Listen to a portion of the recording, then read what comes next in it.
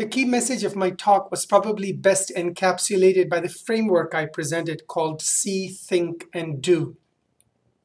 What it suggests is that you are in a world where we have to go and try and get to three kinds of customers.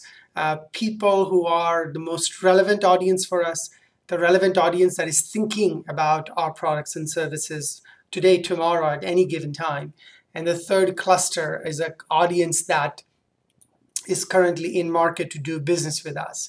I also added a fourth cluster for people who are already our existing customers. I call this framework See, Think, Do, and Care. And the reason that content marketing is so important and it has to be a key part of our future portfolio for marketing is that in order to engage with audiences that are in the see and the think stage, you can't just go out and say, buy now, buy my product right now, or wait for them to send you a signal that they're ready to buy something. Rather, you would have to have a strategy where you just have a relationship with them. You have something of value that you deliver to them. And as a result of it, no matter what stage they're in, see, think, do, or care, they will connect with your brand. And when it comes time for them to do business, that they will choose you because you've always had a relationship with them, always had an engagement with them,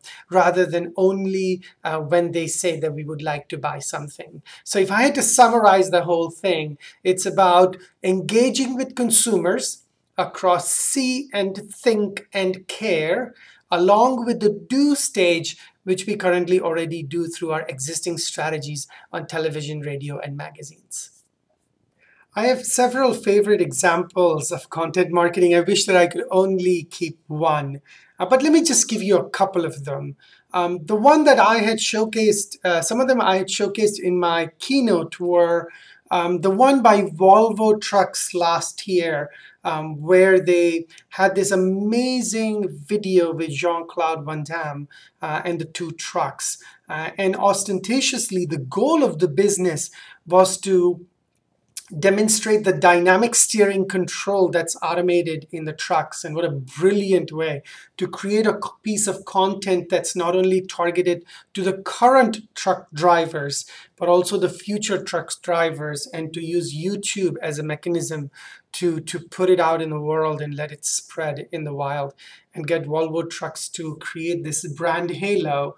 That would have been difficult at that cost and creativity otherwise. It's one of my favorites. Another one example that I love and adore is the Standard Hotel in New York. And hotels are only interested in you typically when you're considering staying at a hotel or that you are in the hotel itself. But what is amazing about the Standard in New York is that they have an entire section of their website that is dedicated to all the amazing, cool things that they curate and put in front of you from New York. And so even when I'm not staying at the hotel, it is such a great way for me to maintain a relationship with the Standard through their amazing curated content around New York. And they're able to evoke a really hip, connected and amazing brand, and it makes me feel good when I stay there. So that's another really great example. One of the other ones that I have loved, and partly perhaps the reason that we're even talking in this video, is the year-end summary that our friends at SYZYGY put out, where they take all the amazing events and create this little microsite for the year.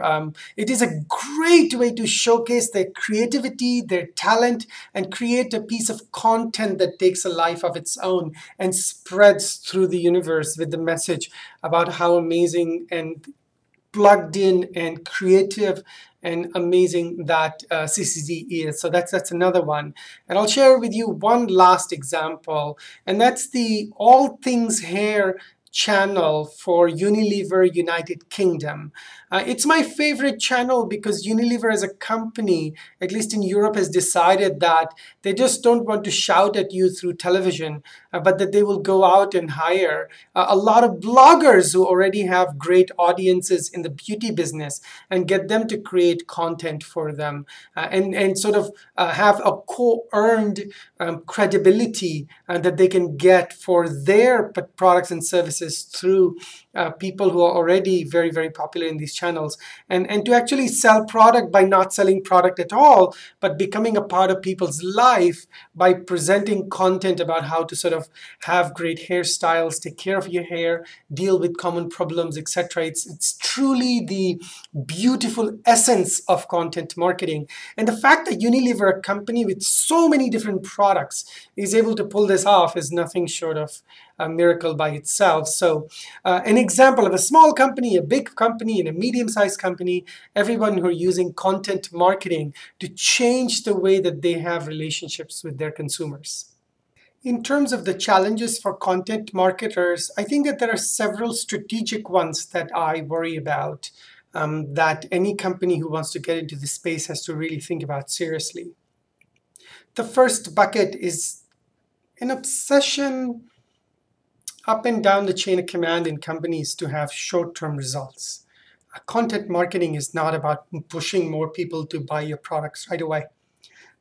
That would be do. Content marketing is about see and think.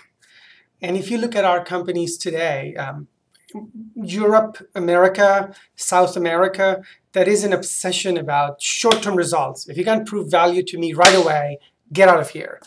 And that is a very big challenge that we have to overcome, because content marketing is about long-term ROI and about long-term results for the company. It's moving away from renting audiences to owning them. And so it does require time. So that's one big challenge. How do you overcome this strategic shift in the senior leadership of the company so that they think of content marketing as a long-term strategy, an investment initially, rather than just let's spend some money right now and let's go measure the results in 2 weeks or a month, because it won't look as good. That works for do, it doesn't work for see and think. The other challenge we have to overcome with content marketing is that you have to have the talent inside the company to create content. The rule that I had shared in my keynote at DID in Frankfurt was your content marketing strategy should be encapsulated by these 3 rules: inform me, entertain me, provide utility. And these are 3 things that typically our audiences, in terms of internal people that are available to us, are not able to deliver. We're very good at doing product information. We're good at creating support articles. We're even good at creating how-to videos, and those are all good. But if you think about the expansiveness that the 3 rules imply: inform me, entertain me, provide utility, usually companies come up short. And hence I advise, if you want to be serious about content marketing, not just shouting at people, but giving them content of value, then what I recommend is to maybe start working with an external partner initially, and then slowly sort of bringing your content marketing strategy in-house. So those are 2 challenges that I would encourage our audience to think about. One is, can we achieve this strategic shift in the senior leaders inside the company so that content marketing is seen as a long-term play that adds a long-term value to the business, moving people from renting audiences to owning them? And secondarily, can we do we have the talent inside the company to really execute against the goals of inform me, entertain me, provide utility? Those would be the 2 big challenges.